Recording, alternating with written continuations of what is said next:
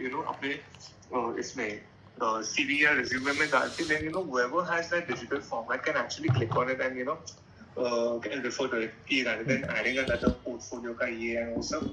I think that is something that I was thinking of. Yeah, so one tip I will give you for let's say a copywriter's portfolio is so website I might not recommend, but that Canva thing I would recommend because Canva you can export a PDF, which PDFs are easy to share. All right, websites take time to load and it's another step to click, and access. So lesser the steps, better. That's rule number one. Second point is that in what I would want, what I could tell you to do creatively as a copywriter is in your portfolio now, don't show your work, but show a before and after. All right. So show, let's say you're making copywriting for a social media post. Show them a social media post before, which is like, probably doesn't have great copy. There's design, language not being delivered, colors are off.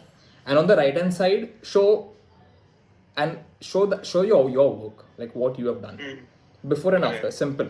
That is the fastest way to tell people like, hey, this is what copywriting is. This is, instead of writing we are open, on the left hand side, on the social media, on the right hand side, you write a copy that says that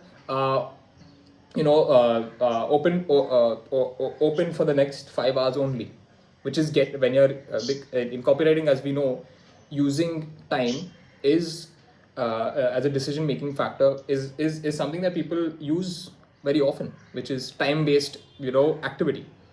If you go to an e-commerce website, you might see that countdown, right? Like 10 minutes left to check out, for this discount and stuff like that. That's all a copywriter's thinking and work essentially. So you're really thinking of like how to sell. So anyways, my point is you can show an option of social media post, you can show an option of a website landing page, wherein one landing page is very basic information. On the right hand side, you show a really nice website with good copy, good visual imagery, good flow. You can apply copywriting to flyers and brochures. You can apply copywriting to pretty much that anything has written material that needs to be sold. You can show copywriting for an Amazon listing, an Amazon page. जाएंगे. You can show like what a bad Amazon page looks like and what a good Amazon page is. By the way, Amazon e-commerce listing pages are a very big industry. It's called Amazon.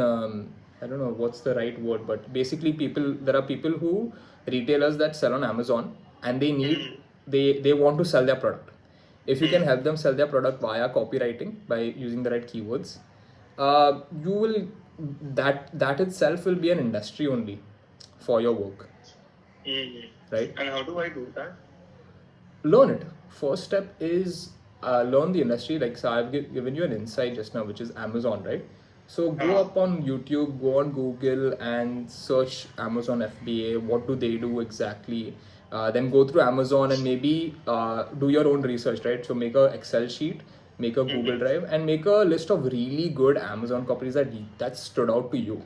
All right, that you personally liked how they formatted that Amazon page. Take a screenshot, put it in at this, and then maybe on your portfolio or your website or your social media page, show that top 5 Amazon copywriting listings. Show your target audience, your ideal target audience, what actual good copy looks like. Right? Maybe do that for websites, do that for brochures, do that for Amazon listings. Right? You have 3 types of service niches right now I've given you, and show your ideal clients, right, what a good copy looks like. And the thing is that when you're able to share this information or value rather, people associate you as someone who does this because you have put it out on your social media page or your portfolio. So now we associate the word of copywriting, or hey, this guy does this particular work, with your name, with Ruben. And that's literally how branding works. Branding is a perception, right? But it's that perception that is built by sharing information, value, knowledge, and the way you do it, the way you deliver it, the way you package it all together. Branding is all of that. Like, think about it as you get branding points. Everyone has 100 points in their pocket. if they keep on giving you these points whenever you share knowledge, value, you're able to do things in a nice way in your for your work. They give you branding points, and that branding points now come into your branding bank account. In your branding bank account, if someone has spent a lot of coins with you, that means you have successfully communicated that percept they have got that perception in them now. Ruben is a great copywriter. He shares copywriting tips. He knows how, he knows what good copy is, what bad copy is. Automatically that's the perception that is being built. This makes it 10 times more easier to sell a service to an ideal client. So when the client already knows what you do, right, and how you do it, it becomes, you don't waste time explaining that, hey, this is what I do, this is how we do it. You directly be like, hey, you have a brand, would you like me to work on it? And it's simply a yes or no basis on the timeline and budget.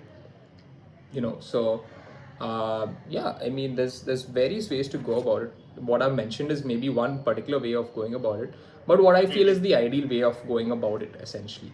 So build a good portfolio, do good work. Firstly, like, work should be great, like, get good. That is actually step one. Building portfolio and all is is secondary. Step one is get really good at what you do, and step two is let the world know about it. It's as simple as that. So that is literally the way of freelancing, I would say. Like, get really good at something. You don't have to be good at everything. It could be one particular thing. And if you yourself are satisfied that, hey, I'm good at it. I've worked now with like 5 clients. They've all got results. They're all happy. They all say good things about my work. And that's your signature. That's your sign that you need to take it to the next level, basically. So yeah, keep experimenting, see what works, see what you like also, like what you are enjoying. It's better to do things that interest you and enjoy. I mean, obviously, in everything that we do, not everything will keep us enjoyed, but something at least that is closer to your passion, right? So I would say do that. There are, or in every types of work and business, there are things that will suck. Basically, like, it sucks doing that work, but you have to do it. Matlab, so for me it is sales calls. I hate doing them, but I have to do it, right? So emailing, typing long emails, I hate doing it, but I have to do it. So there are things that are going to suck, and that's a very natural part of the process. Correct. So anyways, yeah, man. Yeah, that is a good talk, and I have to get back now. It's like 35 minutes here, so I have to get back to work immediately. No worries. Yeah, chalo then. I'll catch up with you afterwards. Yeah. Okay, cool, man. I will keep you updated on the shoot, and yeah, we will catch up later. Yeah, sure. Chalo. All right. Bye-bye. Bye. All right. Call 1 done.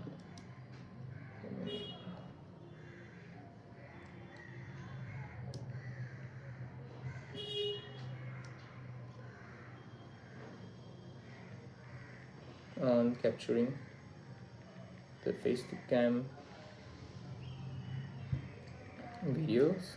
This is on scripts and B-roll for the same. Let me know if we can.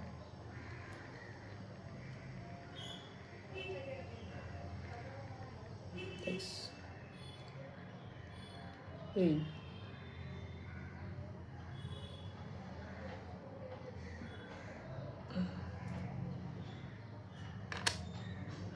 Yo.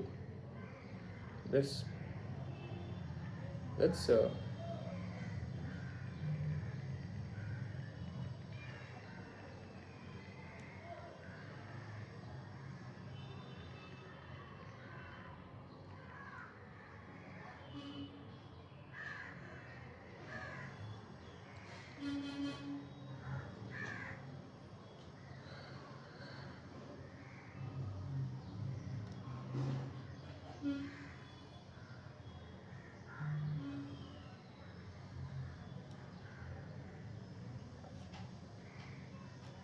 flight.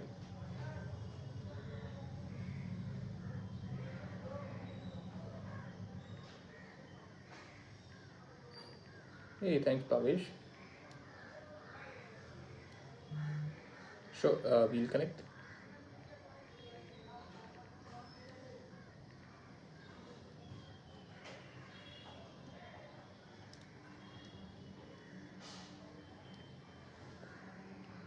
Yee. Yes, yes. Does